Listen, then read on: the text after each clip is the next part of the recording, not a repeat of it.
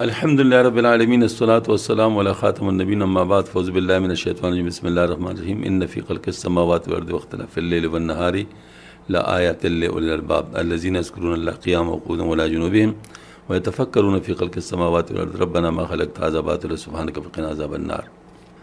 الحمدللہ فہم الفلکیات کا کورس شروع ہو رہی ہے اور ہماری ابتدا اس میں ہمارے نظام شمسی سے ہو رہا ہے۔ ہمارا نظام شمسی، ہمارا سورج درمیانے درجے سے کچھ چھوٹا ستارہ ہے، کیونکہ ایسے ستارے دریافت ہو چکے ہیں کہ ان جیسے 12.5 کروڑ ستارے ہمارے سورج میں سما سکے، اور اتنے بڑے ستارے بھی دریافت ہو جس میں ہمارے سورج جیسے کروڑوں سورج سما سکے۔ ہمارے سورج کے گرد 8 سیارے گردش کر رہے ہیں، اور ان سیاروں میں بعض کے گرد ان کے چاند گردش کر رہے ہیں۔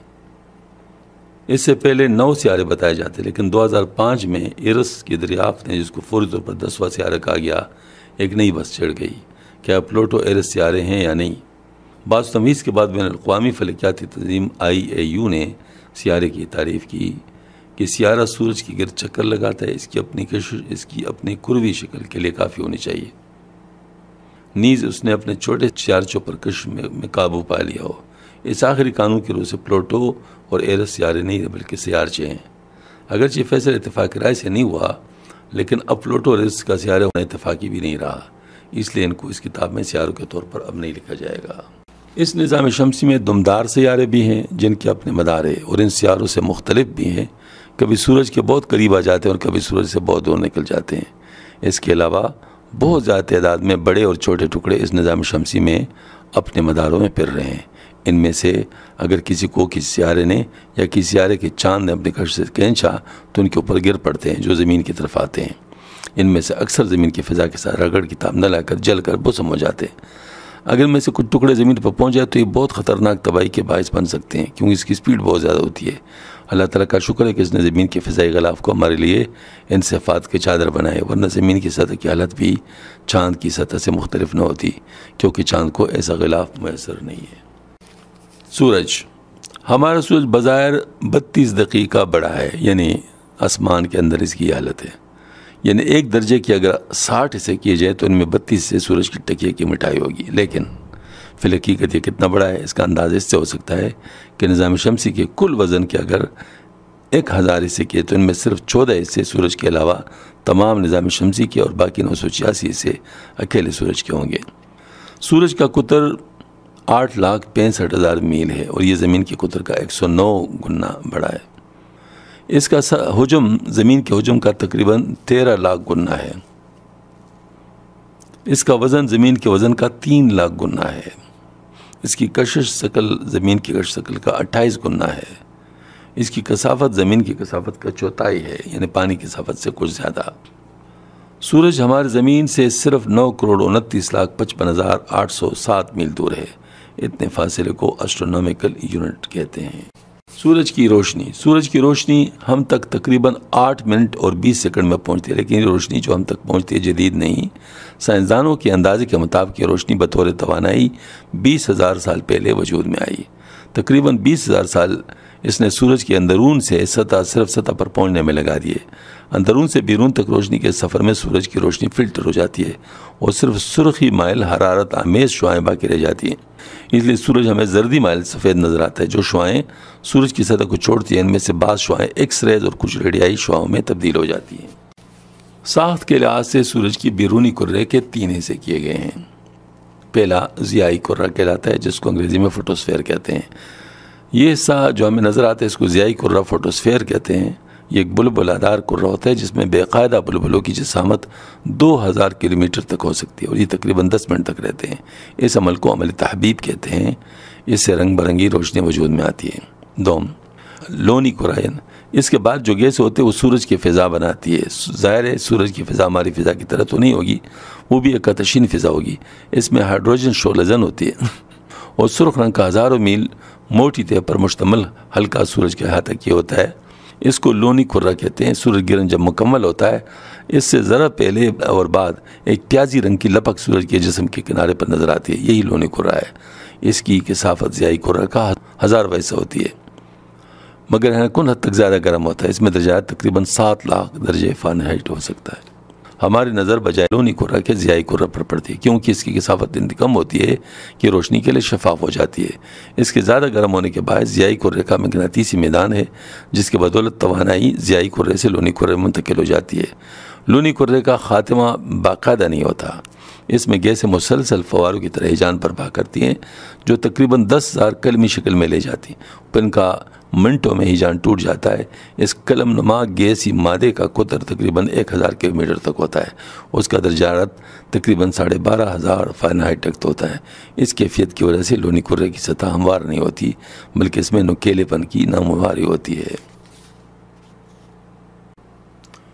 تاج شمس، لونی کرہ کے باہر آخری کرہ جس نے سورج کا احاطہ کیا ہوتا ہے تاج شمس کہلاتا ہے۔ مکمل سورج گرہن میں اس کا نظارہ بڑا دلچسپ ہوتا ہے، اگرچہ اس کی روشنی محکامل یعنی بدر کی طرح ہوتی ہے، لیکن عام حالات میں سورج کی روشنی میں اس کا نظر آنا ممکن نہیں ہوتا۔ البتہ جب گرہن کی وجہ سے ضیائی کرہ پر سیاہی چھا جاتی ہے تو تاروں کے جلوں میں اس کا بھی مشاہدہ ممکن ہو جاتا ہے۔ اس میں درجات کافی زیادہ ہوتا ہے، اس کی وجہ بھی وہی ہے جو لونی کرہ کے لیے ذکر کی گئی ہے۔ اس میں لونی کرہ کے بعد چند سو کلومیٹر کے اندر درجات 8 لاکھ فارنہائٹ تک پہنچ جاتا ہے۔ سورج سائنسدانوں کے لیے ایک ایسی قریب ترین تجربہ گاہ ہے جس میں باقی ستاروں کے بارے میں بھی اندازہ لگا سکتے ہیں، کیونکہ سورج بھی ایک ستارہ ہے اور بہت ساری چیزوں میں باقی ستاروں کی طرح ہی ہے۔ سورج گیسوں کا ایک بہت بڑا گولا ہے جس کے اندرون میں مسلسل ہائیڈروجن بم پڑ رہے ہیں، جس سے وہ کثیر مقدار میں توانائی پیدا ہوتی ہے۔ اس کا اندازہ سے کیجئے کہ 1 ارب گھوڑے تقریباً 1,60,00,000 سالوں میں جتنا کام کر سکتے ہیں اتنا کام 1 سیکنڈ میں سورج اکیلے کر سکتا ہے، یا دوسرے لفظوں میں سورج کی سطح کے 1 مربع گز سے اتنی توانائی خارج ہوتی ہے کہ اس میں 70,000 گھوڑوں کی طاقت ہوتی ہے۔ اس توانائی کی بہت قلیل مقدار ہماری زمین میں پہنچتی ہے۔ سائنسدانوں نے سورج کے اندرون کا درجات 2,70,00,000 فارنہائٹ تک بتایا ہے، جبکہ اس کی سطح کا درجات تقریباً 10,000 فارنہائٹ تک معلوم ہو سکا ہے۔ سورج کا ایک وسیع مغناطیسی میدان بھی ہے جو اس کے سیاروں تک کو لپیٹ میں لے لیتا ہے۔ جب سورج میں طوفانی موجوں کا دورہ ہوتا ہے، اس وقت زمین پر جو وائرلیس سلاسل کے نظام میں خلل اور مغناطیسی سورج کے اضطراب سے اس کو واضح طور پر محسوس کیا جا سکتا ہے۔ سورج میں جب طوفان کا دورہ ہو تو اس سے زمین کے ریڈیائی نظام اور مغناطیسی نظام میں خلل پیدا ہوتا ہے، نیز زمین پر سیلابوں کے آنے میں بھی سورج کے فضا کا اثر ہوتا ہے۔ اس لیے سائنسدان اس فکر میں ہوتے ہیں کہ وقت سے پہلے اس کا پتہ چل جائے۔ ایک اندازے کے مطابق سورج 5 ارب سال پہلے پیدا ہو چکا تھا، تقریباً 5 ارب سال تک مزید بھی توانائی فراہم کر سکتا ہے۔ اس کے بعد اس کے ہیلیم بڑے عناصر میں تبدیل ہونا شروع ہو جائیں گے اور یہ پھولنا شروع ہو جائے گا، حتیٰ کہ پھولتے پھولتے زمین کو نگل لے گا۔ پھر تقریباً 1 ارب سال کے بعد یہ ایک سرخ ستارے میں تبدیل ہو جائے گا۔ اس کے بعد یہ سفید ڈوارف ستارہ بن جائے گا اور بحیثیت سورج اپنی ڈیوٹی سے ریٹائر ہو جائے گا۔ پھر جب تک اللہ کو منظور ہوگا ایک مجہول کمیت کے طور پر پڑا رہے گا، اس کی سطح ٹھنڈی ہوتی رہے گی۔ سورج کے مطالعے کے لیے کئی خلائی گاڑیوں کی سورج کی طرف بھیجا گیا، لیکن کوئی بھی اس کے اتنا قریب نہیں جا سکی کہ خلائی جہاز کا سورج سے فاصلہ 3 کروڑ میل سے کم ہو سکے۔ پائر 511 وینس آربیٹرز، وائجرز، الف اور دوسری خلائی گاڑیوں نے سورج کی فضا کے کچھ نمونے ضرور حاصل کیے۔ الیاسز نامی خلائی گاڑیوں نے 16 اکتوبر 1990 سے خلائی سفر شروع کیا۔ مشترکی کشش کو استعمال کرتے ہوئے اس نے سورج کے قطبی علاقوں پر پرواز کی اور اس میں نصب 9 سائنسی آلات نے سورج کے ان علاقوں کا معائنہ کیا۔ الیاس کا مشن 30 جون 2009 کو پایہ تکمیل تک پہنچا۔ سائنسدانوں کا خیال ہے کہ سورج جس حالت میں ہے اسی حالت میں وہ سب سے زیادہ مناسب ہے۔ اگر اس سے ذرا بری مختلف ہوتا تو ہمارے لیے جینا ممکن نہ ہوتا۔ اللہ تعالیٰ نے اپنے بلیغ کلام میں ارشاد فرمایا وَالسَّمَاءَ رَفَعَهَا وَوَضَعَ الْمِيزَانَ أَلَّا تَطْغَوْا فِي الْمِيزَانِ۔ اس اعتدال کو تسلیم کرنے کے بعد کیا پھر بھی خالق کے وجود سے انکار کی گنجائش ہے؟ نہیں، بالکل نہیں۔ ربنا لا تزغ قلوبنا بعد إذ هديتنا وهب لنا من لدنك رحمة إنك أنت الوهاب۔ سورج ہمارے لیے توانائی کا سب سے بڑا ذریعہ ہے۔ نیوکلیئر انرجی، زمینی گرمی کی توانائی اور مدوجر کی توانائی کے علاوہ باقی تمام توانائیوں کا منبع سورج ہے۔ ہواؤں کا چلنا ہو یا ڈیموں سے بجلی کی پیداوار، کوئلوں کا توانائی کے لیے استعمال ہونا، تیل اور گیس کا، ہر ایک سورج کی بدولت ہے۔ شمسی توانائی تو ہے ہی سورج سے۔ ہمیں سورج کی کل توانائی کے 1 ارب حصوں میں صرف 1 یا 2 حصے پہنچتی ہے، اور وہ بھی ہم ساری استعمال نہیں کرتے۔ اگر اس کو ہم زیادہ سے زیادہ استعمال کریں تو شاید ہماری توانائی کی مشکلات ختم ہو جائے۔ کتنے ہیں جو اس مفت نعمت کا شکر ادا کرتے ہیں۔ سورج کے داغ۔ سورج کا چہرہ بظاہر تو شفاف ہے، لیکن یہ خوبصورت چہرہ بھی داغوں سے محفوظ نہیں۔ اس کے بعض داغ تو زمین سے بھی بڑے ہیں۔ اللہ تعالیٰ کے ارکام میں حکمت ہوتی ہے۔ انہی داغوں کی بدولت سورج کی محوری گردش کا پتہ چلا۔ سامنے تصویر میں سورج کے داغوں میں دنوں کے لحاظ سے فرق نمایاں ہے۔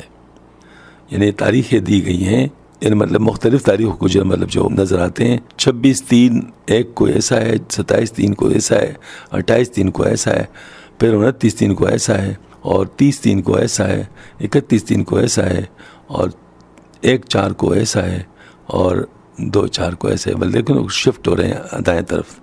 تو سورج کے 2 داغ ہیں وہ تقریباً، یعنی دیکھیں یہ نیچے والے تصویر میں تقریباً زمین کے سائز کا جو داغ ہے وہ اتنا ہے، اور باقی داغے سے کتنے بڑے ہوں گے۔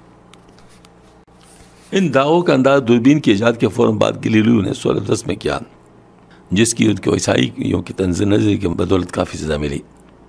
ان کے خیال میں گلیلیو کا اعلان ان کے مذہب پر چوٹ تھا۔